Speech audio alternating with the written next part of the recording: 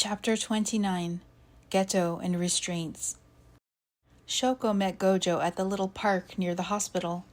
He was seated on a bench, resting his elbows on his knees and staring at the ground. She sat next to him quietly and listened as Gojo updated her on his visit with Jujutsu administration. When he was done speaking, he turned to look at Shoko, whose eyes had grown large, hearing the implications of their directive regarding Geto. "That is some messed up shit," Shoko said. Gojo sat up a little straighter and pushed his sunglasses up the bridge of his nose. "I don't know what state Suguru is in, but I'm on my way to see him." "Gojo, you look nervous," Shoko noted. "I am the strongest. That doesn't mean I don't feel fear," Gojo admitted. "Do you want me to go with you?" Gojo shook his head. "It wouldn't hurt to have your phone off silent, just in case." They both stood up, and Shoko gave her friend a quick pat on the shoulder before they parted ways. In the hospital room, Geto lay on his back, unable to burrow under the bed covers for comfort. He was strapped with wrist and ankle restraints. He was still in a state of confusion and emotional distress.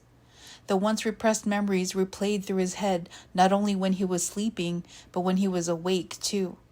The problem with hiding all his memories was that he only had these few. He didn't know where the other ones were. He couldn't fully piece the story of who he was back together. Gojo headed towards the hospital, the building looming large and ominous the closer he got to the entrance. When he got to Geto's floor and walked past the nurse's station, the staff fell silent, and he knew they were all staring after him. He wondered if something had happened to Geto. Gojo reached the door to Geto's room and entered quietly, not knowing what to expect. He shut the door. Geto couldn't see him from where he lay, but he wouldn't have been able to turn if he wanted to. Gojo winced at the sight of the cuffs binding Geto's ankles and wrists. He noticed talismans pasted to Geto's bare arms, talismans imbued with a technique to suppress cursed energy. Gojo approached Geto's bed. Geto turned his head, but Gojo could tell his eyes hadn't fully focused on him yet. He gave him some time to orient himself. Gojo didn't realize how nervous he was, but cold sweat beads formed on his temples and upper lip. Geto stared at Gojo, then turned his head away.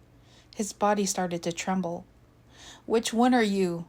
Geto asked in a shaky voice, still looking the other way. Gojo was confused. He didn't understand the question. "Are you the one who loved me, or are you the one who came back?" Geto was crying. Gojo still didn't understand, but he picked the answer that made the most sense to him. "Suguru, I'm the one who loves you." Geto turned to face Gojo again. "Satoru?" he asked in a childlike, hopeful voice. "It's me." Gojo moved to Geto and gazed down at his tear-stained face before placing his hands gently on his cheeks, then pressed his lips lightly to Geto's. Geto's body was trembling violently, and he began to sob so hard he gave himself the hiccups. Gojo decided that if the higher-ups were going to make him responsible for Geto's behavior, here was the first test. He was going to let him out of the restraints. Gojo unbuckled Geto's ankle and wrist cuffs.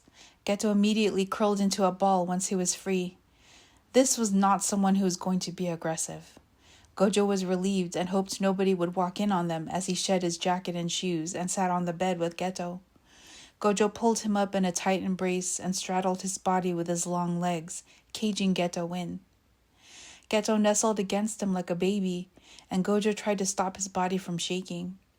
Despite the talismans, Geto was still emitting cursed energy strong enough for Gojo to read.